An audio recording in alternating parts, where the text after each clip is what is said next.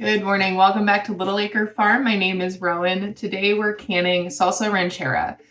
This is my favorite salsa that I made last year, really my favorite thing that I canned last year. And when I made it last time, I was able to use ingredients from my garden for almost everything. The only things that we didn't grow last year were onions and garlic. But we used our jalapenos and we used our tomatoes, and it was delicious. We still have like 1 jar left out of the 10 that I made. So obviously we have to restock our pantry. But if you've been watching my videos, I think I mentioned a couple of times, our tomato harvest this year completely failed. So that means that I purchased the tomatoes and the onions and garlic for today's recipe. I'm totally fine with that. We did end up getting a ridiculous amount of peppers, so we are using our own peppers. But this recipe is very simple and straightforward. It's from the Ball Blue book, and basically all you need is tomatoes, peppers, onions, garlic, salt, lime juice, and fresh cilantro, which we also purchased. We did grow it last year, but it's all out of the garden now. Roast off your vegetables. I choose not to roast the garlic just because it gets kind of burnt and gummy, but it's up to you if you want to roast it. Then you chop everything up, throw it in a jar, and can it in a water bath canner, and it's super delicious. Easily one of the tastiest salsas I've ever had. It's not too spicy. I think that it's like just the right amount of spicy, but if you wanted to substitute a hotter pepper like a habanero or a Carolina Reaper or something like that, you could, or you could do like a mix of peppers. That would be totally fine. Definitely just up to you with what you prefer. If you want it to be less spicy, you could also substitute in maybe a poblano. I don't really think poblanos are that spicy, but we have a mix here of jalapenos, serranos, and a couple of lemon drop peppers. All right, let's get going. So the tomatoes that I used for this were half Roma tomatoes or half paste tomatoes, and then half vine-on tomatoes. I think next time if I do this, I'll probably just use all paste tomatoes because the vine-on tomatoes were very wet and they added a lot of liquid to the salsa. Also, you could totally take the seeds and the membranes out of the peppers if you wanted it to be less spicy, but I don't have time for that, so we're just gonna leave them in. I do wish that I had a food dehydrator so that I could dehydrate the tomato skins and turn them into a powder. When you have tomato powder, you can add water to it and then it turns into essentially tomato paste. So you could use that to bolster your sauces and things like that. These onions were so sulfuric, they made my eyes water almost immediately, but all I did with them was cut them into roughly 1-inch slices, and then I left them in those slices so they didn't get too dried out or too overly roasted. They just go on the pan with everything else and super quick.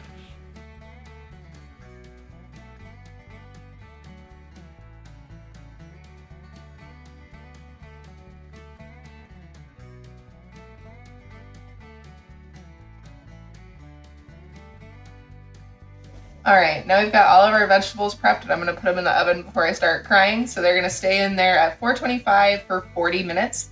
If you are choosing to roast your garlic, you need to put that in there too. And then you roast it at 425 for 20 minutes. Then take the garlic out. Oh, good Lord. And then roast the rest of it for 20 minutes. I'm gonna put these in the oven now.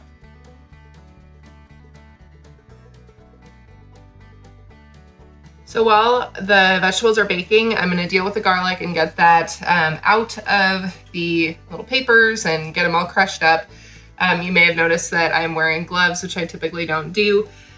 Since I was working with jalapenos and spicy peppers, I did just wanna be careful and wear food safe gloves because, as you may have also noticed, if you are not new here, I am no longer pregnant. So we have a brand new little baby in the house, and I'm touching him constantly, and he's almost always with me. As you can imagine, capsaicin and a newborn probably don't go together super well, so just wear gloves. It's all good.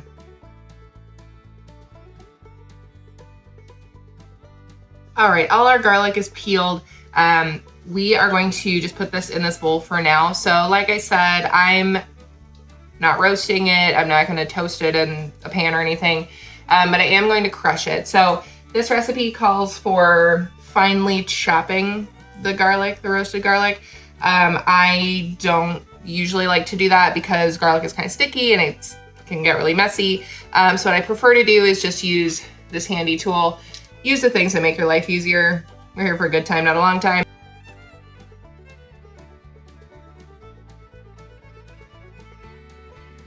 So our next ingredient is a half cup of chopped fresh cilantro. I am doubling this recipe, so I'm gonna do a full cup.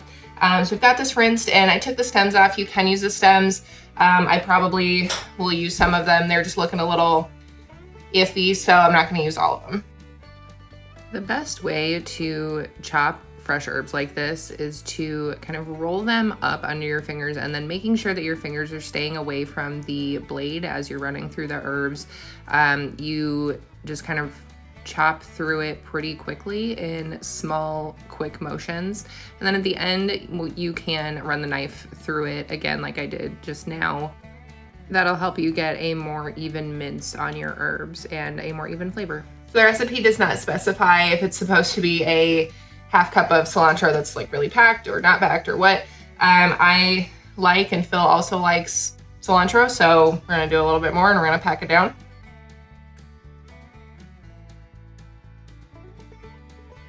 Welcome back. So our vegetables have finished roasting after those 40 minutes in the oven. So now we're going to pull them out and get them ready to put into this pot back here so that we can bring it to a boil. With the peppers, we're going to put them in this bowl, which has plastic wrap on the top. You do that so that supposedly you can steam them for about 15 minutes in here, and you're supposed to be able to pull the skins off the peppers. I've never been able to do that. I think that you're supposed to do that because charred pepper skin is a carcinogen or something like that. I don't really know. I leave them if they won't come off, and if they do, then great. For the tomatoes, we're going to take the skins off. I did score one side of them, the bottom side of them, so that I can get the skins off more easily. And I'll catch you back here in just a minute. Oh, and also we're gonna rough chop the tomatoes and the onions. See you soon. So here, if you were watching this in real time, it would look like my knife is sticking really badly on the onions. That is because they're pretty charred, which they're supposed to be. It's totally fine. One way to prevent this and to stay safe in your kitchen is to make sure that your knife is sharp enough. Mine is, it probably could use maybe just a good honing. It's not really due for sharpening yet, but always make sure that your knife is sharp enough to cut whatever it is you're using. My gauge for if a knife is sharp enough is if it cuts through a tomato without having to saw back and forth, then it's sharp enough. The other thing that you'll see me do is that I'm using a bench scraper to get the vegetables off the cutting board instead of the knife, except for like one time in this video. Don't at me in the comments. But if you use a bench scraper, it's going to keep you from dulling the edge of your knife by running it along your cutting board essentially the wrong way.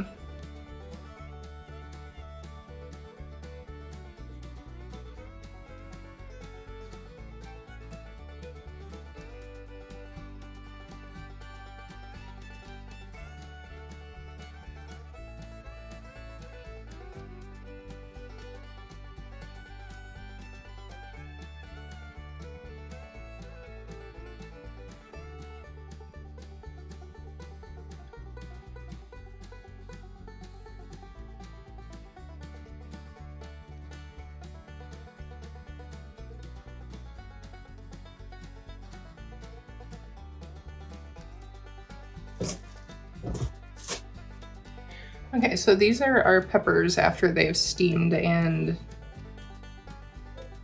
they're not, like, none of them are gonna really come out of their skins, maybe a couple of them, but it is not worth the hassle to deal with, so I'm just gonna chop them up.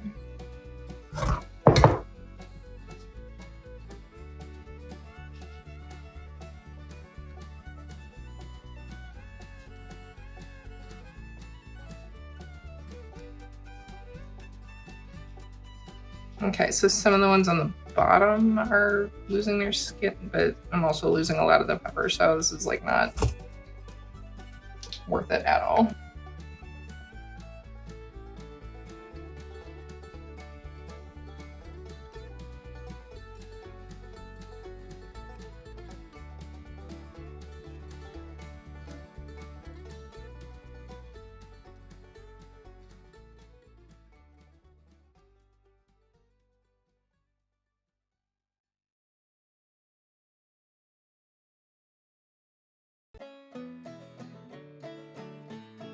All right, friends, so now we've got all our vegetables chopped up. So we are going to bring them to a boil in this stainless steel pan right here.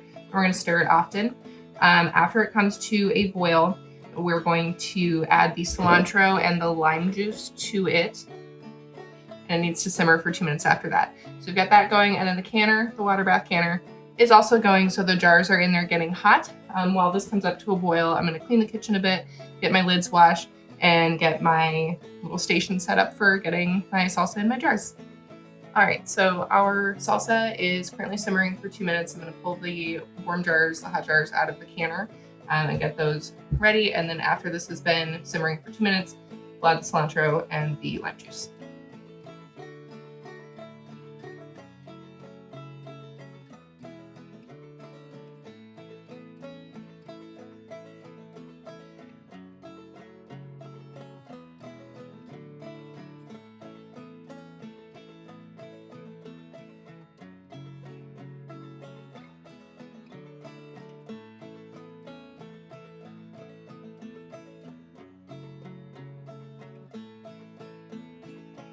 So now we are going to ladle the hot salsa into the hot jars and leave a 1/2 inch of headroom, and then we'll wipe the jar rims, get the lids and bands on, and put them in the water bath canner.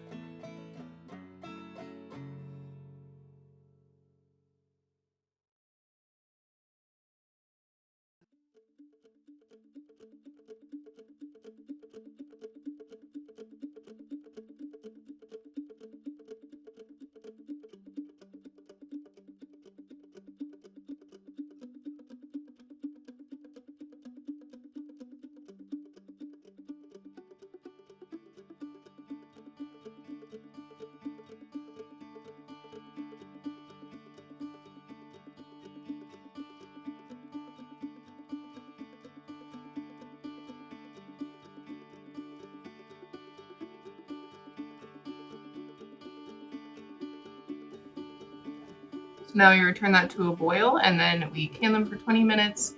After that, we'll take the lid off and just let it rest for 5 minutes, and then we're all set. Also, this recipe says that it's supposed to make 4 pints, but it has never, ever made the right amount, which makes no sense because it's done by weight and not by, like, use 10 tomatoes or something. So I don't know why, but we got 6 jars this time instead of 8. We have a little bit left over, and I probably could have canned a 1/4 pint or something, but we're just gonna eat this probably now, to be totally honest.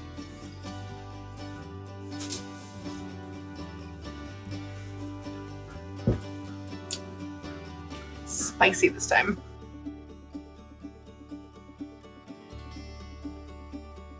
Really good. Thank you. So the salsa turned out great. Phil really likes it. I think it's good too. And he said that after it had cooled down to room temperature, it was a little less spicy. I think after it sits in the pantry for a while, it's going to be a lot more toned down.